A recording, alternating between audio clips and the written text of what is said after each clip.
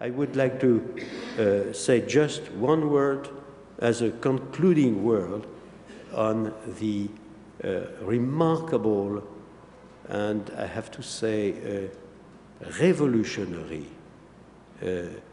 event that represents the fact that the industrialized country have shipped the baton of the prime grouping, the prime informal grouping for global governance to a new grouping which is made of industrialized countries and of emerging countries.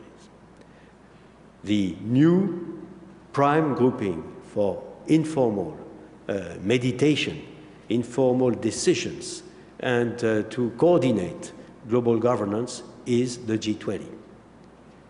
Of course, the G20 existed before, but it was not the prime grouping. And I draw your attention to this phenomenon, which is, of course, of extreme importance, and will be probably by the historian when they will say that the world has really changed profoundly. They will probably take this crisis episode, because it was in this occasion of the crisis that we abandoned global informal governance, which was largely restricted to the core industrialized country, to embark in a global governance which is much more inclusive and where you have an ownership, a real ownership of the emerging world.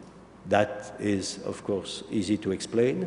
The emerging world has proved that it was more and more influential, and it is particularly visible in the present period. This is very positive, of course. You have also the less positive aspect.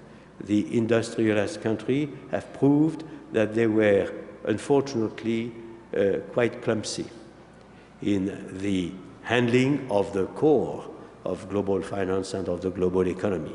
And those two reasons might explain why we are in this new, more inclusive and where more ownership of global governance has been decided upon. I will conclude on this note. Thank you for your attention.